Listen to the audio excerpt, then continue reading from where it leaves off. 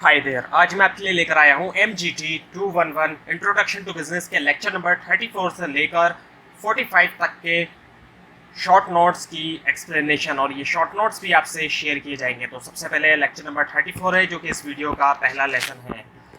इसमें है presentation stage. अब प्रेजेंटेशन स्टेज में क्या होता है कि जब अप्रोच किया जाता है बायर को, तो सेल पर्सन जो है वो रिव्यू करता है, सिचुएशन देखता है, कुछ चीज़ों को देखता है ताकि बायर के बारे में अंदाज़ा कर सके।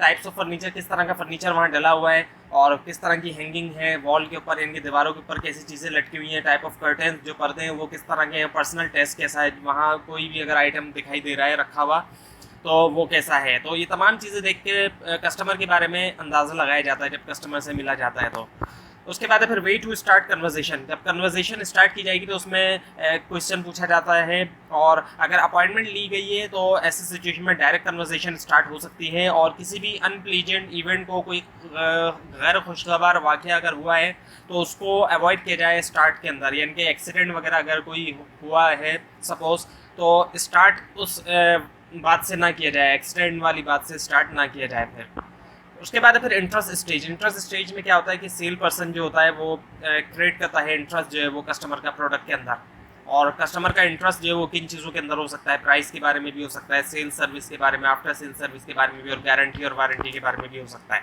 उसके बाद है ऑब्जेक्शन स्टेज। ऑब्जेक्शन के अंदर क्या होता है कि सेल पर्सन जो है वो डिज़ायर क्रिएट करने की कोशिश करता है कस्टमर के अंदर ताकि वो बाय करे, लेकिन कस्टमर जो है वो ऑब्जेक्शन भी उठाता है, कई सारे सवालात उठाता है। तो अच्छा सेल पर्सन वही होता है जो उन ऑब्जेक्शन को अच्छी तरह हैंडल करे। और आखिर में फिर जो है वो इसके बाद होती है क्लोजिंग स्टेज। अब क्लोजिंग स्टेज में क्या होता है कि इस स्टेज पे आके ऑर्डर हासिल किया जाता है और डॉक्यूमेंटेशन जो है वो होनी चाहिए इस स्टेज के ऊपर। और फिर फॉलोअप स्टेज आ जाती है। उसमें क्या होता है कि हम फॉलोअप करते हैं और देखते हैं कि ऑर्डर जो है वो प्रॉपर एग्जीक्यूट हुआ है या नहीं। Now the Aida. अब आइडा क्या है? ये जो है एब्रीविएशन है अटेंशन, इंटरेस्ट, डिज़ायर और एक्शन की, और ये आगे के कोर्सेज में भी इसकी काफ़ी डिटेल आपको मिलेगी, आते रहेंगे मार्केटिंग के और मैनेजमेंट के कोर्सेज के अंदर ये। अटेंशन का मतलब ये होता है कि कंज्यूमर जो है वो अवेयर हो जाता है एक प्रोडक्ट के बारे में, ब्रांड के बारे में या कैटेगरी के बारे में। और इंटरेस्ट के अंदर क्या होता है कि कंज्यूमर का जो है वो इंटरेस्ट बन जाता है प्रोडक्ट के बारे में लर्न करने से, ब्रांड के बेनिफिट्स के बारे में लर्न करने से उसका इंटरेस्ट बन जाता है। और डिज़ायर के अंदर जो है वो कंज्यूमर का फेवरेबल डिस्पोजिशन डेवलप होती है ब्रांड के बारे में, यानी कि उसका जो मिजाज होता है वो काफ़ी फेवरेबल होता है ब्रांड के बारे में। और फिर आखिर में जो है वो एक्शन होता है, यानी कि कंज्यूमर जो है वो उसकी परचेज इंटेंशन जो है फॉर्म होती है। Now the types of customers. Customers की भी टाइप्स होती हैं, सारे कस्टमर एक तरह के नहीं होते हैं। स्केप्टिक कस्टमर्स होते हैं जो कि आर्ग्यू करते हैं, और वो इस तरह के आर्ग्यू भी करते हैं जैसे कि सेल पर्सन जो है वो झूठ बोलते हैं। तो इस तरह के आर्ग्यू वो लोग कर रहे होते हैं क्योंकि उनको पहले कभी किसी सेलर ने धोखा भी दिया होता है, इस वजह से भी वो आर्ग्यू करते हैं। ये भी वजह होती है, और कुछ की नेचर भी ऐसी होती है। इसके अलावा एग्रेसिव किस्म के कस्टमर भी होते हैं। कुछ जो स्केप्टिक कस्टमर्स होते हैं उनके साथ सिंपैथी शो करना चाहिए इनको, और एग्रेसिव कस्टमर जो होते हैं वो लड़ना भी शुरू कर सकते हैं, ये भी पॉसिबिलिटी है। तो उनको समझा जाए, उनको हैंडल किया जाए। एक अच्छा सेलमैन वही है, सेल पर्सन वही है जो हैंडल कर सके इस तरह के कस्टमर को। Now the innovation in sales. Sales के अंदर कुछ इनोवेशन आए हैं आज के दौर के अंदर। जो सेल की जा रही है वो आज से 100 साल पहले या 1000 साल पहले इस तरह की सेल नहीं होती थी। ई कॉमर्स का दौर है, ई कॉमर्स साइट्स हैं जिनके ज़रिए सेल किया जाता है, ऑनलाइन सेल की जाती है, प्रोडक्ट्स उनको होम डिलीवरी की जाती है, ऑर्डर ऑनलाइन रिसीव किया जाता है। इसके अलावा टेली मार्केटिंग और टेली सेलिंग है जिसपे टेलीफोन के ज़रिए सेल किया जाता है। ये थोड़ी पुरानी है ई कॉमर्स के कंपेरिजन में। उसके बाद है सेल्स प्रमोशन। सेल्स प्रमोशन में क्या होता है? प्रमोट किया जाता है गुड्स या सर्विस को शॉर्ट टाइम के लिए।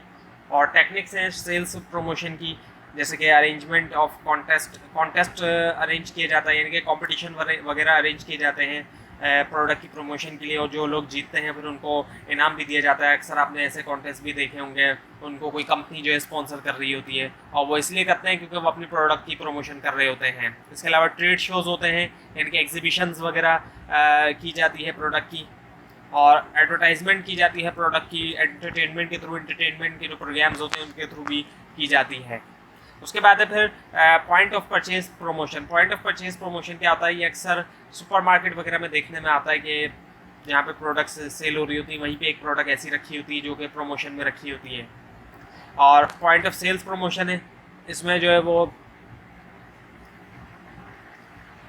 जो प्रोडक्ट्स की प्रमोशन होती है वो कुछ सेल जो चेकआउट काउंटर होता है उसके पास रखी होती है।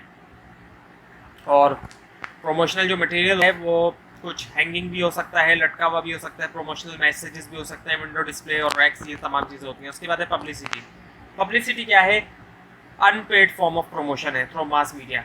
एडवर्टाइजिंग पेड फॉर्म है, ये अनपेड फॉर्म है। ये फ़र्क है पब्लिसिटी और एडवर्टाइजिंग के अंदर, जो मेन फ़र्क है। और पब्लिसिटी जो है वो can be news about the company in the newspaper. News आना किसी कंपनी के बारे में, ये भी पब्लिसिटी होती है। और इसका फ़ायदा क्या है कि पब्लिसिटी कई जगहों पे ज़्यादा रिलायबल है क्योंकि ये अनपेड फॉर्म है कम्युनिकेशन की। अब अगर किसी कंपनी की कोई न्यूज़पेपर तारीफ़ कर रहा है तो लोग उस पर ज़्यादा भरोसा करेंगे एज़ कम्पेयर टू एडवर्टाइजिंग, क्योंकि लोगों को पता है कि एडवर्टाइजिंग तो पेड है जबकि पब्लिसिटी जो है वो अनपेड है। Now the public relations. Public relation क्या है?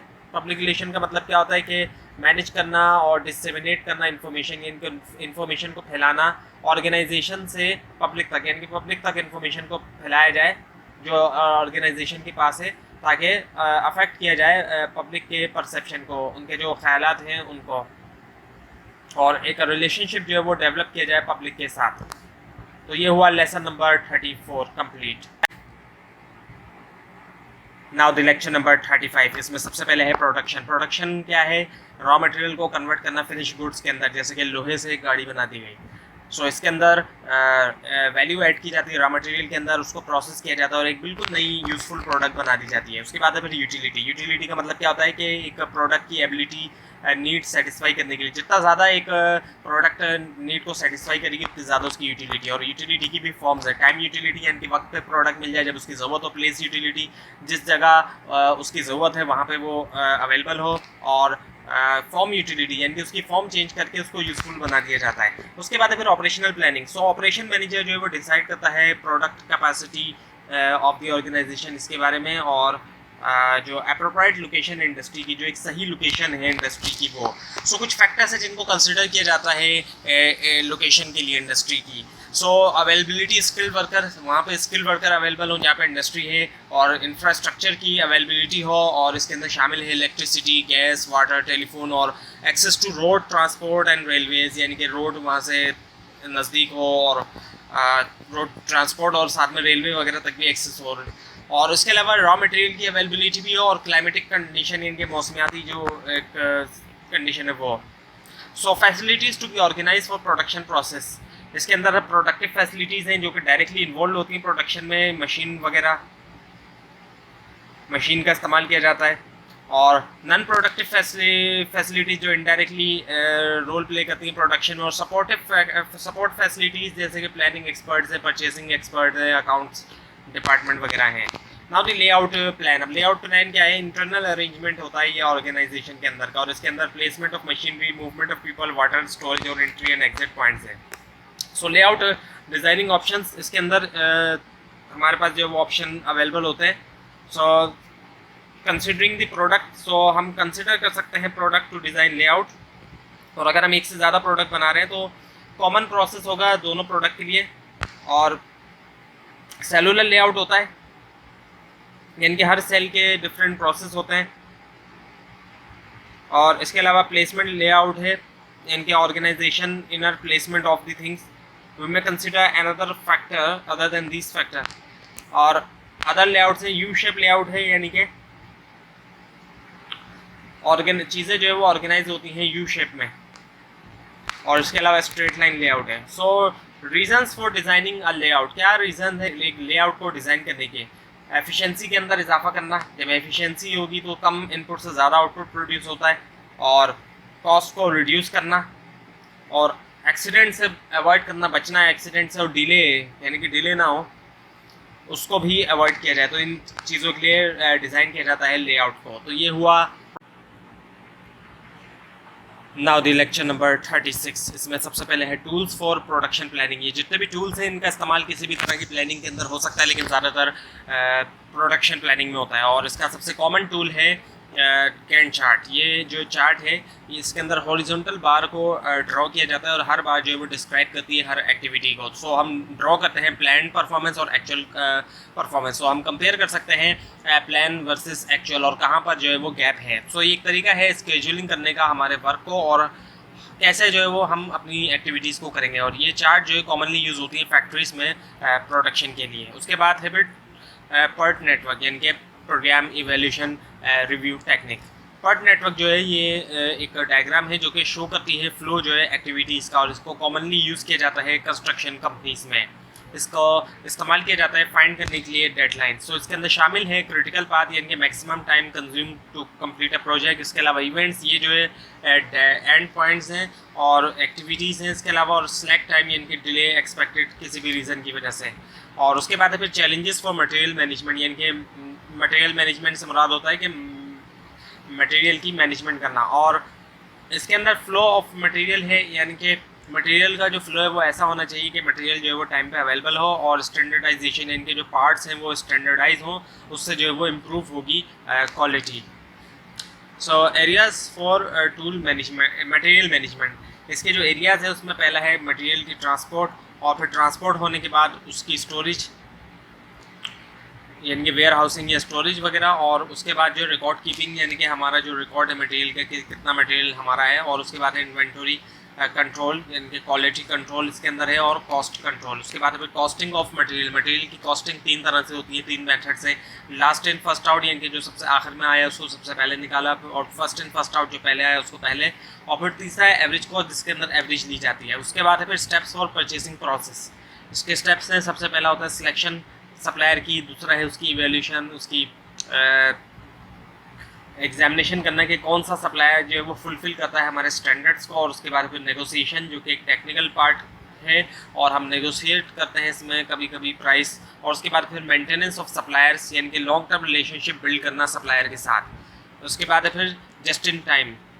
जस्ट इन टाइम के अंदर क्या होता है कि मटेरियल मिल जाता है जब रिक्वायर्ड होता है और बगैर किसी डिले के अंदर मिलता है।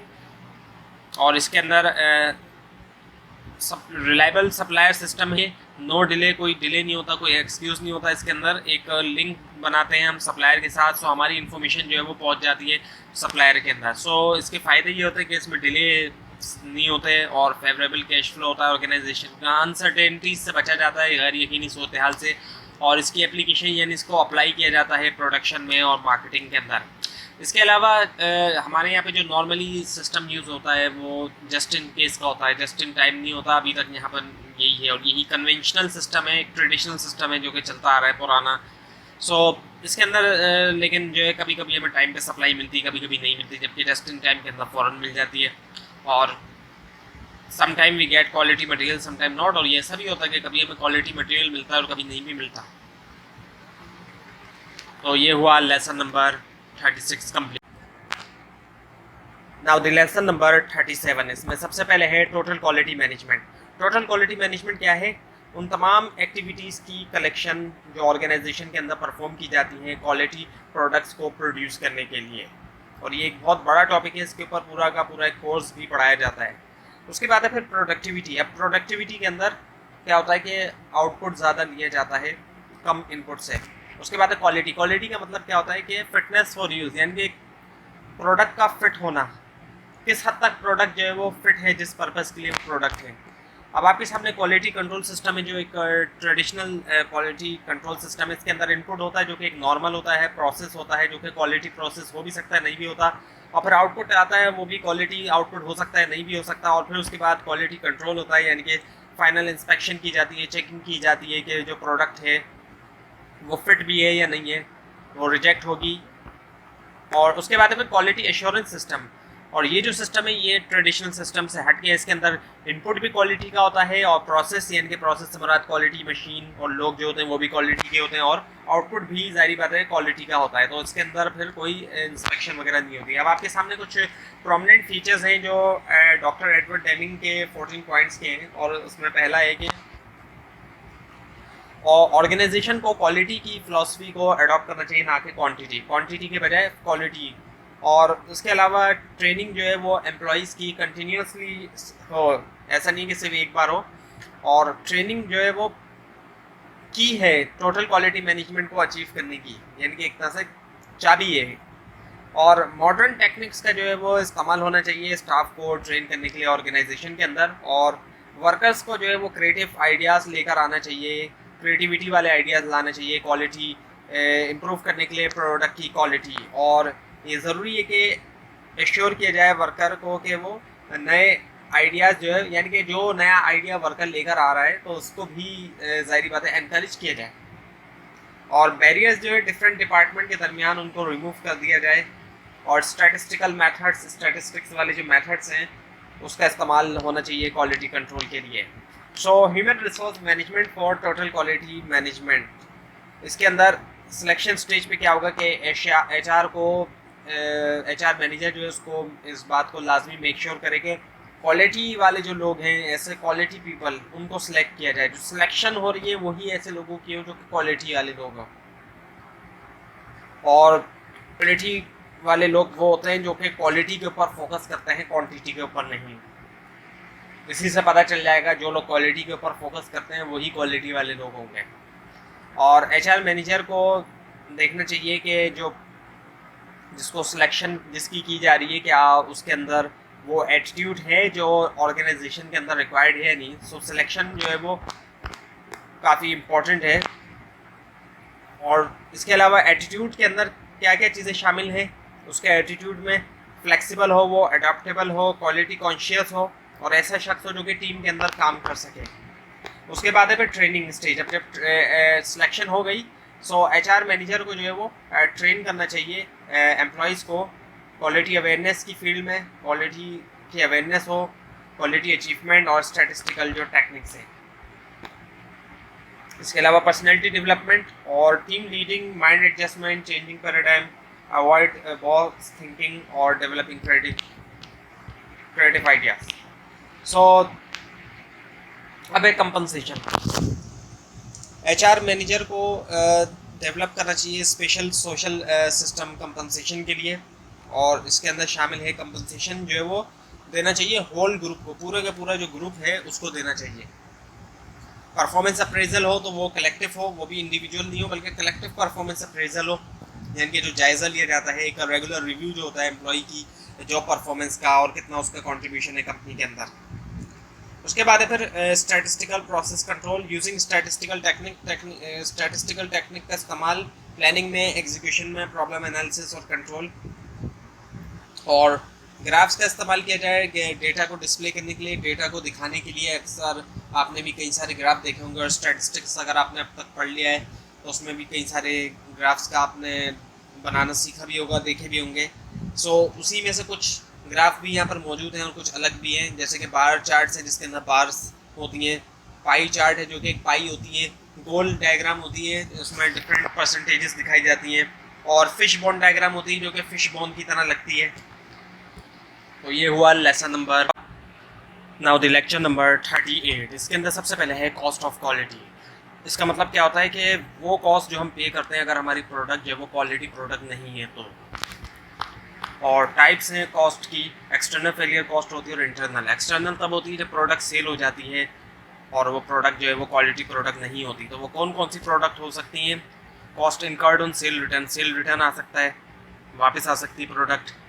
और इसके अलावा रिपेयर कॉस्ट हो सकती है फॉल्टी गुड्स की, उसको रिपेयर करने की। कस्टमर सर्विस की कॉस्ट, कस्टमर को सर्विस प्रोवाइड की जाएगी, प्रोडक्ट अगर क्वालिटी प्रोडक्ट नहीं है उसको इंटरटेन किया जाएगा, उसको ऑफिस वगैरह भी ज़ाहिर बात है बुलाया जाएगा। और इसके अलावा repair cost of return goods, जो रिपेयरिंग की कॉस्ट है वो, और जो रिटर्न गुड है जो वापस आ चुका है। और इन्वेस्टिगेशन डिफेक्ट्स की बहुत ज़्यादा कंप्लेन आ रही है अगर किसी प्रोडक्ट के बारे में तो उसकी इन्वेस्टिगेशन की जाए और रिकॉल भी की जा सकती है, प्रोडक्ट दोबारा वापस बुलाई जा सकती है मार्केट से। और प्रोडक्ट लाइबिलिटी सूट्स, यानी कभी कभी ऐसा भी होता है कि कोर्ट केसेस का भी सामना करना पड़ सकता है अगर प्रोडक्ट क्वालिटी प्रोडक्ट नहीं है, ख़ासतौर पर जो एक्सपेंसिव प्रोडक्ट्स होती हैं उसमें ऐसा होता है।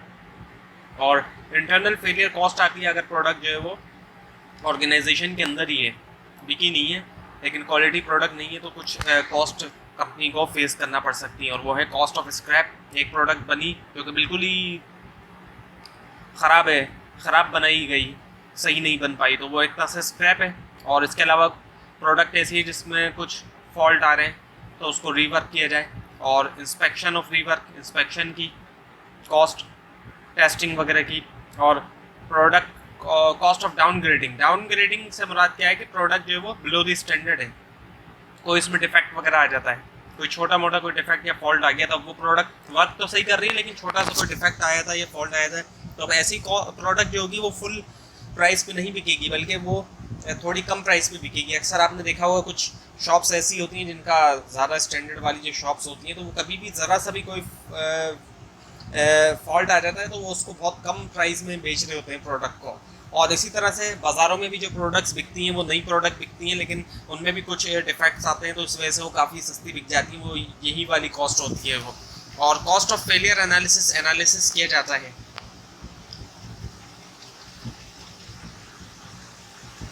सो अब है अप्रेजल कॉस्ट। अप्रेजल से मुराद इवेल्यूशन वगैरह करना, जायज़ा वगैरह लेना। सो इसके अंदर इंस्पेक्शन है, सो हमें वी हैव टू इंस्पेक्ट, और लेबॉर्ट्री टेस्टिंग है, लेबॉर्ट्री के अंदर टेस्टिंग, और लेबॉर्ट्री की इक्विपमेंट की जो मेंटेनेंस है उसकी भी कॉस्ट है, और कैलिब्रेशन यानी कि इक्विपमेंट की वेरिफिकेशन वगैरह। इसके बाद है फिर प्रिवेंशन कॉस्ट।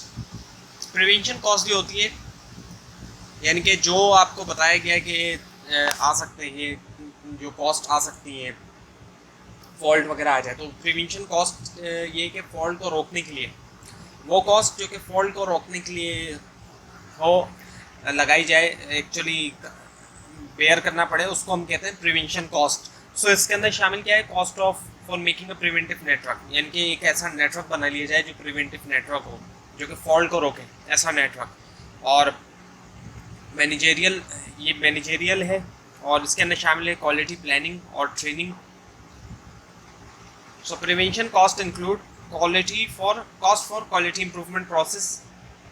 जो क्वालिटी इम्प्रूवमेंट प्रोसेस है उसके अंदर कॉस्ट आएगी, उसके लिए स्पेंड करना पड़ेगा मनी, और इसके अलावा स्टैटिस्टिकल मेथड जो है उसके लिए भी स्पेंड करना पड़ेगा, और जो मेंटेनेंस है मशीनरी की, इक्विपमेंट वगैरह की, उसके लिए भी, और जो कॉस्ट है एक्सपर्ट्स की, उनको भी हायर करने के लिए, क्योंकि एक्सपर्ट्स को जब हायर किया जाएगा तो वो प्रिवेंट करेंगे, जो भी फॉल्ट्स हैं उसको रोकेंगे वो। Now the ISO 9000-2000 certification programme, ये एक स्टैंडर्डाइज सिस्टम है जो कि प्रोवाइड करता है सेट ऑफ सिस्टम्स ऑर्गेनाइजेशन को, और ISO यानी कि इंटरनेशनल ऑर्गेनाइजेशन फॉर स्टैंडर्डाइजेशन जो है, ये एक सर्टिफिकेट है जो शो करता है कि ऑर्गेनाइजेशन जो है वो कुछ सिस्टम को फॉलो कर रही है, और उसकी वजह से जो है वो क्वालिटी प्रोडक्ट मिलेगी। यानी कि ये एक स्टैंडर्ड है जो कि ये बताता है, अगर कोई भी प्रोडक्ट, अक्सर आपने देखा होगा कि कई सारी प्रोडक्ट पे आप देखें तो लिखा होता होगा कि ISO सर्टिफाइड, तो इसका मतलब ये कि एक स्टैंडर्ड है, एक लेवल है जो ऑर्गेनाइजेशन ने मेंटेन किया हुआ है, एक सिस्टम है, उसको फॉलो कर रही है ऑर्गेनाइजेशन, इसी वजह से वो ISO सर्टिफाइड होती है। और ISO 14000 जो है ये सिस्टम है एनवायरनमेंट के लिए, यानी कि ऑर्गेनाइजेशन जो है वो रिस्पॉन्सिबल है बेटर एनवायरनमेंट के लिए, और सिस्टम सर्टिफाई करता है कि ऑर्गेनाइजेशन जो है वो प्रोटेक्ट करती है एनवायरनमेंट को। सो यही जो है सिस्टम ISO 14000 है।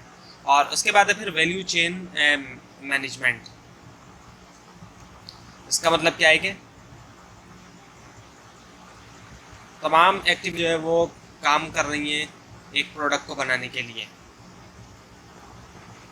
तो ये हुआ lesson number 38 complete. Now the lecture number 39, इसके अंदर सबसे पहले है बेंचमार्किंग। सो बेंचमार्किंग के अंदर क्या होता है कि हम कंपेयर करते हैं दूसरी ऑर्गेनाइजेशन के साथ। सो हम कंपेयर करते हैं अपनी प्रोडक्ट्स को, प्रोसेसेस को, इंस्ट्रूमेंट्स को और कल्चर को ऑर्गेनाइजेशन के। उसके बाद है फिर zero defect level. Zero defect level एक ऐसा स्टेज है जब कोई डिफेक्ट नहीं होता हमारी प्रोडक्ट के अंदर, प्रोसेस के अंदर और ऑर्गेनाइजेशन के अंदर। उसके बाद है कंसिडरेशन इन बेंचमार्क। जब हम बेंचमार्क के अंदर इंटर होते हैं तो हमें देखना चाहिए कि कौन से प्रोसेस जो है वो बेंचमार्क होना चाहिए। सो सेल फोरकास्टिंग में हम कंपेयर करते हैं अपना सेल फोरकास्टिंग का मेथड दूसरी ऑर्गेनाइजेशन से। प्राइसिंग के अंदर हम देखते हैं कि कैसे दूसरी ऑर्गेनाइजेशन जो है वो प्राइसिंग कर रही है अपनी प्रोडक्ट्स को। डिस्ट्रीब्यूशन के अंदर हम कंपेयर करते हैं अपना डिस्ट्रीब्यूशन चैनल दूसरी ऑर्गेनाइजेशन के साथ, और इसके अलावा फाइनेंशियल रिकॉर्ड के अंदर हमारा मेथड क्या है और दूसरी ऑर्गेनाइजेशन का क्या है, और टेक्नोलॉजी कौन सी यूज़ की जा रही है, और टेक्नोलॉजी इंडिजिनियस है यानी कि लोकल है या फिर इम्पोर्टेड है। उसके बाद है की वेरिएबल्स इन अ प्रोसेस, यानी कि कौन से की फैक्टर्स हम बेंचमार्क कर सकते हैं। अगर हम बेंचमार्क करेंगे प्रोडक्ट को तो हम देखेंगे प्रोडक्ट का शेप, उसका कलर, उसका साइज़, उसका वेट, उसके एंगल और उसकी परफॉर्मेंस। और अगर हम बात कर रहे हैं सेल्स एंड मार्केटिंग की तो उसके अंदर कॉस्ट है, और कॉस्ट भी जो होती है उसकी वैरायटी ऑफ हेड्स होते हैं, और उसके अलावा प्रोडक्टिविटी जिसके अंदर हम इनपुट को आउटपुट से कंपेयर करते हैं, यानी जितना रॉ मटेरियल और जो भी एफर्ट्स लगा रहे हैं उसके मुकाबले में कितना और कैसा आउटपुट आ रहा है। और मिक्सचर्स ऑफ इंग्रेडिएंट्स हम देखेंगे कि कौन से इंग्रेडिएंट्स हम इस्तेमाल करते हैं और कौन से हमारे कॉम्पिटिटर्स इस्तेमाल करते हैं। और इसके अलावा टाइमलीनेस, टाइम जो है वो बहुत इंपॉर्टेंट होता है और कुछ ऑर्गेनाइजेशन में बहुत ज़्यादा इंपॉर्टेंट होता है, जैसे कि सर्विस ऑर्गेनाइजेशन होती हैं। और इसके अलावा डिफ्रेंसिएशन ऑफ प्रोडक्ट, यानी कि किस तरह से एक प्रोडक्ट जो है वो एक मार्केटर की, एक कंपनी की अलग है दूसरे से। सो हम यही चाहते हैं कि हमारी प्रोडक्ट जो है वो डिफरेंट रहे कॉम्पिटिटर्स की प्रोडक्ट से। उसके बाद है फिर परचेजिंग, परचेजिंग का क्या प्रोसेस है एक ऑर्गेनाइजेशन में दूसरी ऑर्गेनाइजेशन के मुकाबले में। ये बिल्कुल है इसी तरह से जिस तरह से एडमिशन प्रोसेस डिफरेंट होता है डिफरेंट एजुकेशनल इंस्टीट्यूट के अंदर। उसके बाद है फिर आइडेंटिफिकेशन ऑफ द बेस्ट। सो हमें आइडेंटिफाई करना है कि कौन सा मैन्युफैक्चरर या मार्केटर या बिजनेस हाउस जो है वो बेस्ट है, और उसके बाद हमें अपनी परफॉर्मेंस को मेजर करना है और गैप को आइडेंटिफाई करना है। और फिर जब गैप को आइडेंटिफाई कर लिया, so we have to action to bridge the gap. अब उस गैप को ब्रिज करने के लिए एक्शन। सो ऑर्गेनाइजेशन को जाना चाहिए बेंचमार्किंग के लिए जब ज़्यादा कंपटीशन हो मार्केट के अंदर। और बेंचमार्किंग जो है वो तो इंटायरली डिफरेंट प्रोडक्ट या ऑर्गेनाइजेशन के दरमियान भी हो सकती है, और ऑर्गेनाइजेशन को बेंचमार्क करना चाहिए उसके प्रोसेस, प्रोडक्ट्स बेस्ट ऑर्गेनाइजेशन के साथ जो अपनी क्लास के अंदर बेस्ट हो। और बेंचमार्किंग का इस्तेमाल किया जा सकता है पर्सनैलिटी डेवलपमेंट के लिए। तो ये हुआ lesson number 39 complete. Now the lecture number 40, इसके अंदर कम्युनिकेशन का टॉपिक है। सो कम्युनिकेशन क्या है? कम्युनिकेशन का मतलब ये होता है कि इंफॉर्मेशन की ट्रांसमिशन होना फ्रॉम वन प्लेस, पर्सन और organisation to another place, person और ऑर्गेनाइजेशन, यानी कि इंफॉर्मेशन एक जगह से दूसरी जगह मुंतकिल होती है, ट्रांसफ़र होती है। और कम्युनिकेशन जो है वो ब्लड है ऑर्गेनाइजेशन का। जिस तरह से इंसान ब्लड के बगैर ज़िंदा नहीं रह सकता, इसी तरह ऑर्गेनाइजेशन भी ज़िंदा नहीं रह सकती कम्युनिकेशन के बगैर। So flow of communication within the organisation, organisation के अंदर जो कम्युनिकेशन फ्लो करती है वो अपवर्ड और डाउनवर्ड फ्लो करती है। इसको समझने के लिए आपको हायरार्की ऑफ मैनेजमेंट समझना होगी। एक तो टॉप मैनेजमेंट होती है ऑर्गेनाइजेशन में जिसके अंदर चीफ एग्जीक्यूटिव, मैनेजिंग डायरेक्टर और बोर्ड ऑफ डायरेक्टर्स होते हैं। इसके अलावा मिडिल मैनेजमेंट होती है जिसके अंदर डायरेक्टर्स और सीनियर्स मैनेजर होते हैं। इसके अलावा लोअर मैनेजमेंट होती है, ऑफिसर्स और चीफ एग्जीक्यूटिव्स वगैरह। सो 3 तरह की मैनेजमेंट होती है, टॉप, मिडिल और लोअर। अब आप कम्युनिकेशन को समझेंगे तो आपको समझ में आएगा। सो जो फ्लो ऑफ कम्युनिकेशन होता है वो डाउनवर्ड जब होता है तो उसमें टॉप से बॉटम, यानी कि टॉप मैनेजमेंट से लोअर मैनेजमेंट की तरफ जब इन्फॉर्मेशन फ्लो कर रही है उसको हम कहेंगे डाउनवर्ड कम्युनिकेशन। और अपवर्ड कम्युनिकेशन में जो फ्लो होता है कम्युनिकेशन का वो बॉटम से टॉप होता है, यानी कि लोअर लेवल की मैनेजमेंट से अपर लेवल की मैनेजमेंट तक कम्युनिकेशन फ्लो कर रही है। और इसके अलावा कम्युनिकेशन इंटरनल भी होती है और एक्सटर्नल भी होती है। इंटरनल तो वो होती है जो ऑर्गेनाइजेशन के अंदर हो रही होती है, और एक्सटर्नल से मुराद आउटसाइड बॉडीज यानी कि दूसरी ऑर्गेनाइजेशंस के साथ होती है, जैसे कि बैंक वगैरह है। सो प्रोसेस ऑफ कम्युनिकेशन, जो प्रोसेस है कम्युनिकेशन का, इसके अंदर 2 पार्टीज होती हैं, 2 लोग होते हैं एक तरह से, सेंडर और रिसीवर। सेंडर वो शख्स होता है या वो ऑर्गेनाइजेशन होती है जो कम्युनिकेट करती है, और रिसीवर वो पर्सन या वो ऑर्गेनाइजेशन जो मैसेज को रिसीव करे।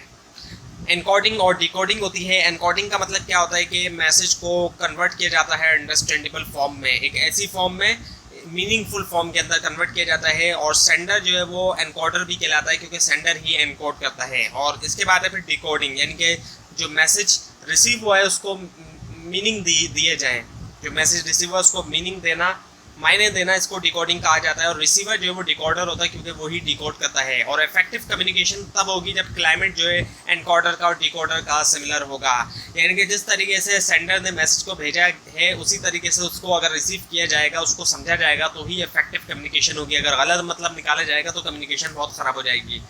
और इसके अलावा जार्गन्स होते हैं, कुछ ऐसे वर्ड्स होते हैं जो एक पार्टिकुलर प्रोफेशन से रिलेटेड होते हैं, जो कि अनकॉमन वर्ड होते हैं।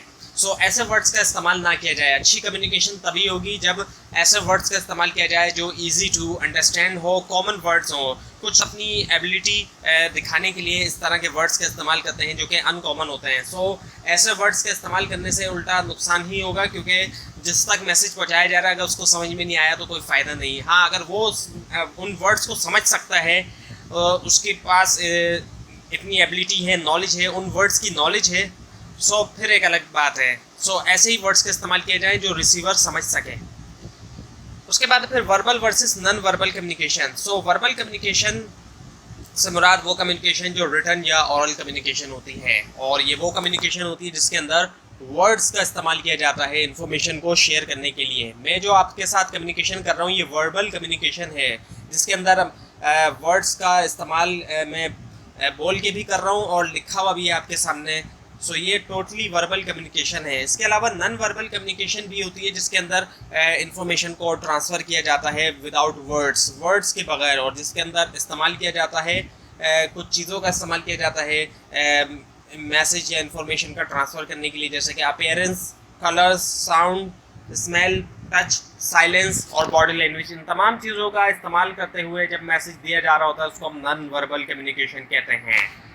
तो ये हुआ लेसन नंबर 40 कंप्लीट।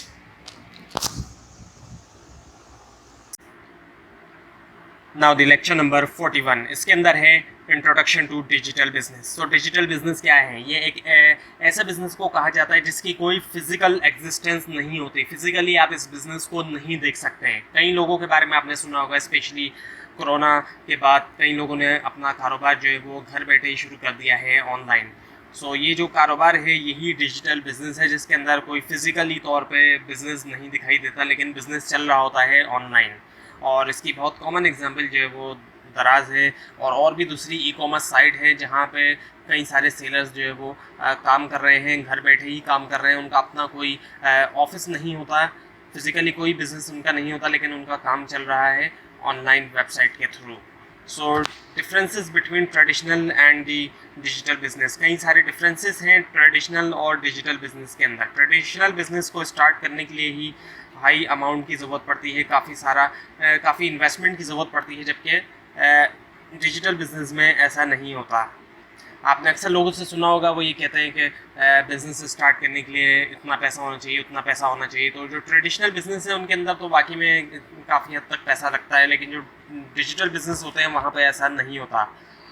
वहाँ पे ऑफिस भी रिक्वायर्ड नहीं होता, जबकि ट्रेडिशनल बिज़नेस के अंदर ऑफिस रिक्वायर्ड होता है, और कैपिटल या मशीनरी बहुत ज़्यादा होती है, जबकि इसके अंदर नहीं होती ज़्यादा, और टाइम भी ज़्यादा होता है ट्रेडिशनल बिजनेस में। डिजिटल बिजनेस में इतना ज़्यादा टाइम नहीं लगता, टाइम भी काफ़ी बचता है। सो वाई डिजिटल बिजनेस मेथड? अब इसके अंदर कुछ रीजंस हैं।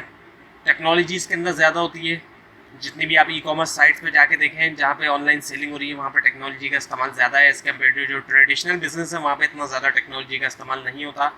और कंपटीशन के अंदर सर्वाइव करने के लिए भी डिजिटल बिजनेस ज़रूरी है, और नई अपॉर्चुनिटी मिलती हैं, ज़्यादा से ज़्यादा जगह पे प्रोडक्ट को सेल किया जा सकता है, इवन के वर्ल्ड वाइड सेल किया जा सकता है, और स्पीड भी होती है इसके अंदर।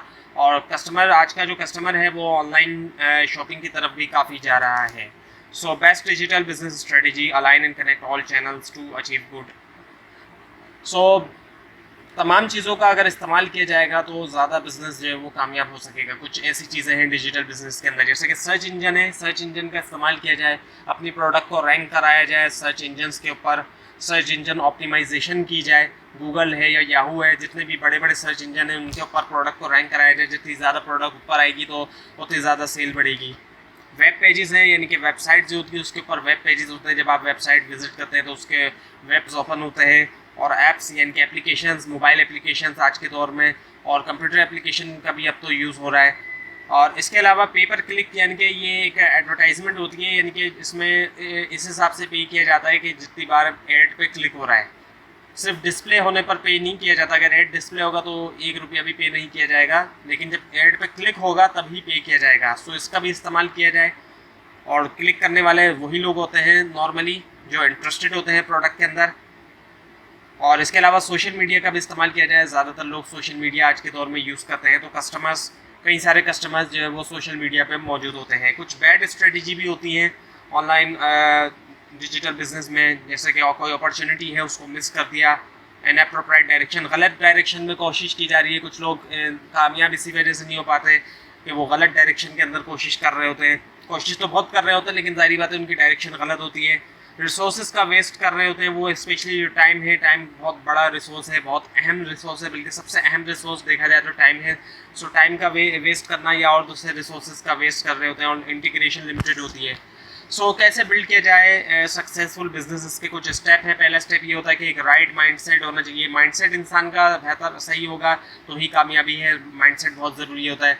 और डिजिटल बिजनेस सिर्फ टेक्नोलॉजी के बारे में ये नहीं है। ये नहीं है कि अगर आपके पास बेहतर टेक्नोलॉजी है तो आप बहुत कामयाब जो है वो डिजिटल बिजनेस इस्टेब्लिश कर लेंगे, लेकिन नहीं, तमाम एस्पेक्ट्स होते हैं और डिजिटल मोमेंट्स अपॉर्चुनिटी होती हैं बिजनेस को एक्सपेंड करने के लिए। और स्टेप 2 ये कि right leader, put right leader in place, सही लीडर हो।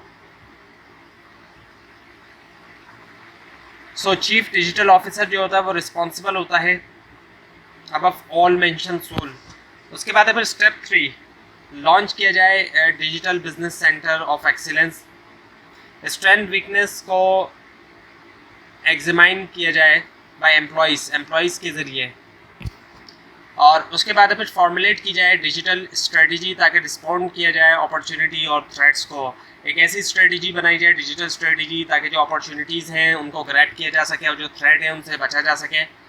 और 5 स्टेप है। 5th स्टेप है find, develop and acquire digital business skills and role.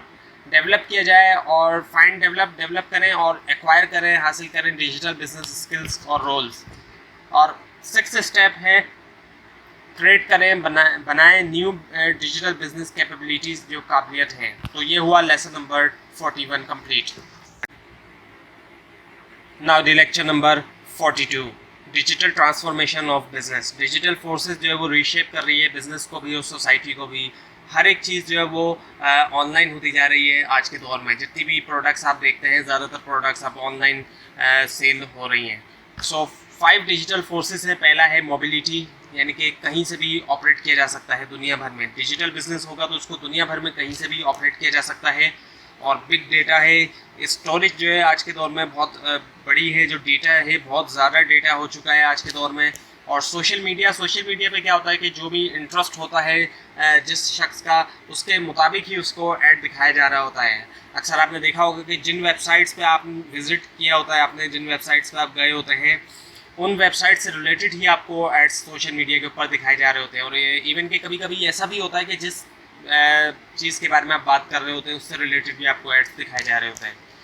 और इसके अलावा क्लाउड है, ऐप और फाइल और रोबोटिक्स, ऑटो जनरेटेड फीचर्स। तो ये हुआ lesson number 42। Lecture number 43, web based advertising. So कई सारी एडवर्टाइजिंग होती है जो ऑनलाइन एडवर्टाइजिंग होती है। प्री रोल वीडियो एड्स आते हैं जो कि अक्सर आप यूट्यूब पर देखते हैं। ये ऐसे एड्स होते हैं जिसके अंदर वीडियो चलती है जब कंटेंट प्ले होने से पहले, यानी कि वीडियो प्ले होने से पहले। इसके अलावा बैनर्स एड्स होते हैं, ये इमेज बेस्ड होते हैं ज़्यादा तौर पे नॉर्मली। और इसके अलावा कंटेंट एड्स होते हैं। कंटेंट एडवर्टाइजिंग ऐसी एडवर्टाइजिंग होती है जिसमें कंटेंट डेवलप किया जाता है प्रमोशन के लिए। सोशल मीडिया एड्स हैं जो कि नॉर्मली आप देखते हैं सोशल मीडिया के ऊपर। वीडियो ओवरले एड्स होते हैं जो कि आफ्टर प्लेइंग वीडियो एड्स। और उसके अलावा कॉन्टेक्चुअल एड होते हैं। ये जो एड्स होते हैं ये रिलेवेंट होते हैं पेज कंटेंट से, वेबसाइट के ऊपर होती है ये एडवर्टाइजिंग और रिलेट होते हैं जो पेज का जो कंटेंट होता है। इसके अलावा रीटारगेटिंग ऐड होता है जिसमें उनको टारगेट किया जाता है जो कि ऑलरेडी विजिट कर चुके होते हैं वेबसाइट को। इसके अलावा फ्लैश एड्स होते हैं जो कि इंटरेक्टिव वेब बैनर होते हैं जिनको बनाया जाता है एडोब फ्लैश के साथ। और इसके अलावा मोबाइल एड्स होते हैं जो कि मोबाइल ऐप्स वगैरह पे जब आप जाते हैं तो उनमें आपको एड्स कई सारे दिखाई देते हैं। गेम्स के ऊपर भी एड्स होते हैं, और गेम के डेवलपर इसी वजह से गेम्स को बनाते हैं क्योंकि क्या, ताकि उनके ऊपर एड्स चला सकें। और ईमेल्स के ऊपर भी आप एड्स देखते हैं, जीमेल वगैरह के ऊपर या फिर हॉटमेल वगैरह के ऊपर भी आपको एड्स दिखाई देते हैं, और इस तरह और भी दूसरी ईमेल की सर्विसेज के ऊपर आपको एड्स दिखाई देते हैं। सो एडवांटेजेस ऑफ ई मार्केटिंग यानी कि इलेक्ट्रॉनिक मार्केटिंग जो है, इसका क्या फ़ायदा है? अवेयरनेस होना प्रोडक्ट की, एक ये है, लो कॉस्ट होती है इसकी, और प्रमोशन तेज़ी से होता है, पर्सनल रिलेशन भी होता है। डिसएडवांटेज भी होते हैं जैसे कि डिस्टर्बेंस है। Now the finance in digital world, इसके अंदर डेटा है, मैनेजमेंट एंड एनालिसिस जो है इसकी ईजी है। कैश की अगर बात करें तो फ्लो जो है उसका सिक्योर है और ईजी है। पेमेंट आज के दौर में ईजी है, होती जा रही है। पाकिस्तान में तो इतना आसान नहीं है पेमेंट्स अभी भी, लेकिन इंटरनेशनली अगर हम देखें तो काफ़ी सारे पेमेंट के मेथड आ चुके हैं। पाकिस्तान में भी कुछ पेमेंट के मेथड हैं जो कि काफ़ी इजी हैं, जैसे कि टेलीकॉम सेक्टर्स ने कुछ इंट्रोड्यूस कराए अपने ऑनलाइन पेमेंट के मेथड्स। इसके अलावा मोबाइल डेटा शेयर्ड होता है सिक्योर्ड वे में।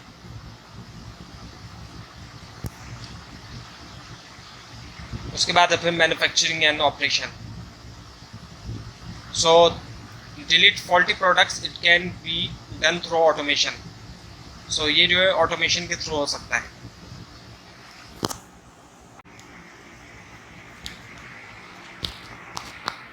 Now the lecture number 44। So customer की एक्सपेक्टेशंस जो है उनके अंदर इजाफा होता जा रहा है। डेटा स्टोर्स जो है वो बड़े हैं आज के दौर में, और ई बैंकिंग आज के दौर में कॉमन होती जा रही है, यानी कि इलेक्ट्रॉनिक बैंकिंग, ऑनलाइन बैंकिंग का इस्तेमाल काफ़ी होता जा रहा है।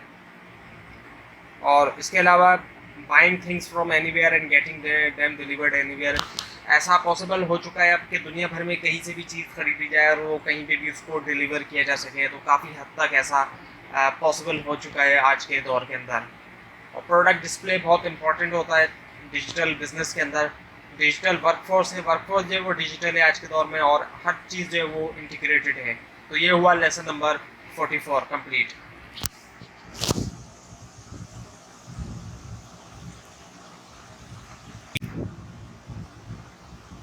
अब है लेक्चर नंबर 45 जो कि लास्ट लेसन है आज की इस वीडियो का भी और इस पूरे के पूरे कोर्स का भी। सो इसमें सबसे पहले है मिलीनियल। मिलीनियल कौन लोग हैं? जो कि बॉर्न हुए 1977 से लेकर 1995 तक। आप में से भी बहुत से लोगों का बर्थ ईयर यही होगा, इसी के दरमियान होगा, और मेरा भी बर्थ ईयर इन 2 ईयर्स के दरमियान में है। और कुछ लोग आप में से बाद में भी बॉर्न हुए होंगे। So leading business 46% millennial having page on Facebook. So 46 जो मिलीनियल है 46% उनके जो है वो फेसबुक के ऊपर पेज हैं। और ये लोग जो है ज़्यादा एजुकेटेड हैं और ये ज़्यादा प्रोडक्ट्स बाय करते हैं ऑनलाइन, ज़्यादा सोशल होते हैं, सोशल नेटवर्क्स के ऊपर ज़्यादा होते हैं। चेंज व्यू रिगार्डिंग बिजनेस, इनका जो बिज़नेस के बारे में व्यू है वो चेंज है। और स्मार्टफोन का भी ये लोग इस्तेमाल करते हैं और इनोवेटिव हैं ये लोग। और इसके बाद कुछ लोग हैं जो कि डिजिटल नेटिव्स जिनको कहा जाता है, जो कि 2000 के बाद की जो जनरेशन है, जो 2000 के बाद जिनका बर्थ ईयर है, वो जो इस सदी के अंदर जो बॉर्न हुए हैं, और हो सकता है आप में से कुछ लोग भी हो। सो डिजिटल नेटिव्स कहलाए जाते हैं ये लोग। Now the tips of digital business, कुछ टिप्स हैं डिजिटल बिजनेस की। So think about the mobile first. जब भी डिजिटल बिजनेस किया जाए तो पहले मोबाइल के बारे में सोचा जाए, फ़ोन के बारे में, क्योंकि ज़्यादातर लोग जो विज़िट करते हैं वेबसाइट्स वगैरह वो फ़ोन के ऊपर करते हैं, कंप्यूटर वगैरह या दूसरी डिवाइसेस पर नहीं करते, बहुत कम करते हैं। और डिजिटल स्ट्रेटजी के बारे में सोचा जाए, स्ट्रेटजी हो वो भी डिजिटल। और लॉन्ग टर्म के बारे में सोचा जाए, शॉर्ट टर्म के बारे में ना सोचा जाए। जो हमारा ट्रेडिशनल जो बिज़नेस है उसमें टोटल फोकस शॉर्ट टर्म के ऊपर होता है, लॉन्ग टर्म के बारे में कोई फोकस नहीं होता। और डोंट फाइट द ट्रेंड्स, जो भी ट्रेंड चल रहा है उसके मुखालिफ ना जाए। इतना तो आपको भी अंदाज़ा होगा, आप में से जो लोग सोशल मीडिया यूज़ करते हैं, कि जो भी चीज़ ट्रेंड पे चल रही होती है तो पूरी की पूरी आवाम जो है उसी को फॉलो कर रही होती है। सो प्रोडक्ट वगैरह जो भी लॉन्च की जाए वो ट्रेंड के मुताबिक लॉन्च की जाए। ट्रेंड से हट के अगर प्रोडक्ट्स को लॉन्च किया जाएगा तो ऐसी प्रोडक्ट्स नॉर्मली नहीं कामयाब हो पाती हैं, पूरी तरह फेल होती हैं, फ्लॉप हो जाती हैं प्रोडक्ट्स। तो ये थी आज की वीडियो। आपको अगर